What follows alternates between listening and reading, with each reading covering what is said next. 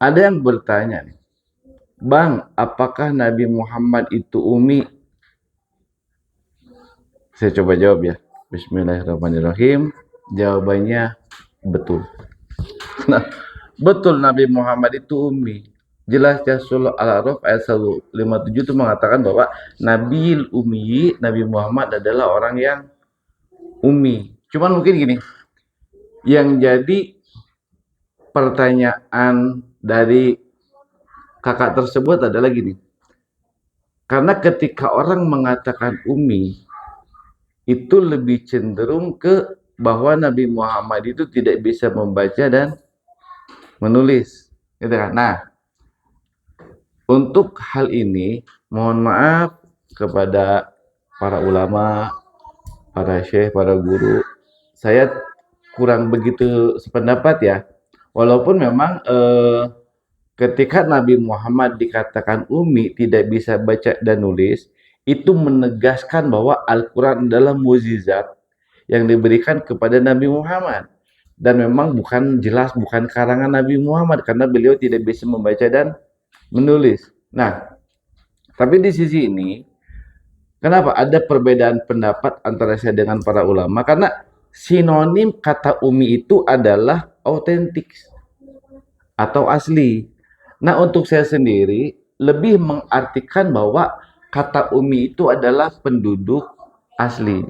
Bahwa Nabi Muhammad itu penduduk asli. Nah, mohon maaf ini. Kalau seandainya Nabi Muhammad itu adalah umi yang diartikan tidak bisa membaca dan menulis, menurut pendapat saya, ini bertolak belakang dengan sifat Nabi. Kenapa? Karena Nabi itu wajib punya 4 sifat. Yang pertama sidik, tabligh, amanah, fatonah. Nah, fatonah ini kan artinya cerdas ya. Fatonah ini artinya cerdas. Jadi kalau misalkan Nabi Muhammad tidak bisa baca dan nulis, dalam pandangan saya itu bertolak belakang dengan sifat Nabi. Nah, jadi gini, kita harus sepakati dulu nih, sepakati dulu apanya? Kita harus sepakati dulu ketika awal Al-Quran itu turun. Ya, awal ayat Al-Quran turun, surah Al-A'la, itu di Gua Hiro ya, melalui malaikat Jibril. Pertanyaannya gini, ketika malaikat Jibril turun kepada Nabi Muhammad, beliau ini berkata atau membawa tulisan? Nggak ada yang tahu. Ya kan? Nah, kita sepakati dulu ketika terjadi pertemuan malaikat Jibril dengan Nabi Muhammad, di situ ada saksi nggak? Nggak ada. Yang terjadi hanya ada Nabi Muhammad, ada malaikat Jibril, dan Allah. Nah, apakah malaikat Jibril bawa tulisan berupa kitab Al-Quran?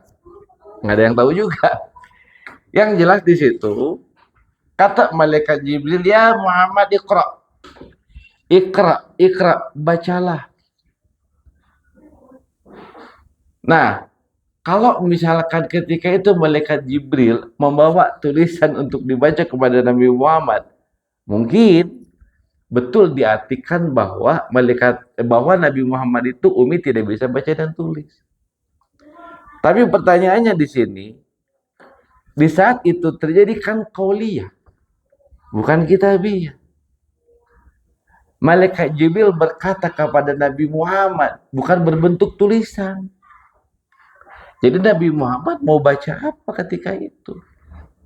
Ya, kalau Nabi Muhammad betul memang umi tidak bisa baca dan nulis, terus Allah nyuruh baca, berarti bertolak belakang dengan ayat Allah. La yukallifullahu nafsan illa wus'aha. Dan Allah tidak akan pernah memberikan cobaan yang membebani kepada hambanya. Apalagi ini seorang nabi. Lagi Nabi Muhammad itu khataman nabiin ya. Kalau beliau nabi terakhir turun di abad yang ke-6, di abad-abad sebelumnya nabi-nabi yang lain bisa baca tulis, kan aneh. Logikanya gini, Nabi Muhammad nabi terakhir, beliau turun di abad yang paling modern dong harusnya. Terus yang kedua, Nabi Muhammad ini, catat ya, beliau ini suku bangsawan. Beliau ini suku Quraisy, ya. Itu suku yang sangat dihormati oleh suku-suku yang lain. Kastanya tinggi, logika nggak? Seorang bangsawan tidak bisa baca tulis. Tapi dalam pandangan saya, teman-teman mau beda beda pandangan juga nggak masalah. Tapi itu dalam pandangan saya. Jadi secara kultur budaya tuh di Arab itu suku Quraisy ini menempati salah satu kedudukan suku yang paling tinggi. Mereka bangsawan. Kalau di kita dikenal dengan nama ada Raden, ABCD lah gitu ya. Dan insya Allah para Raden ini tuh mendapatkan posisi yang tinggi. Mereka mendapatkan pola didik yang lebih daripada yang lain. Nah itulah yang terjadi kepada Nabi Muhammad dalam pandangan saya tadi saya bilang. Nah kita bikin analogi gini nih. Ketika inilah kita bikin analogi saya sendiri nih. Saya nih bisa baca, saya bisa nulis, tapi dalam bahasa Indonesia. Nah ketika ada orang lain nyuruh, bang tolong dong nih baca. Orang tersebut kasih kertas, tapi nggak ada tulisannya sama sekali. Nggak ada teksnya sama sekali. Pertanyaannya, apa yang mau saya baca? Kan nggak ada yang saya baca. Terus apakah ketika di kertas ini nggak ada tulisannya, terus orang bilang saya umi? Kan nggak juga. Analogi kedua nih. Ada orang nyuruh saya baca teks. Tapi teksnya ini pakai bahasa Cina. Sama pakai bahasa Jepang. Saya bisa baca bahasa Indonesia. Ya. Nah, karena dikasih teks bahasa Cina dan bahasa Jepang, nggak mungkin saya bisa baca. Saya belum pernah belajar. Nah, tapi ketika saya tidak bisa baca teks bahasa Cina, saya nggak bisa baca teks bahasa Jepang, terus apakah saya layak dikatakan umi? Tidak bisa baca tulis? Kan nggak juga. Ya.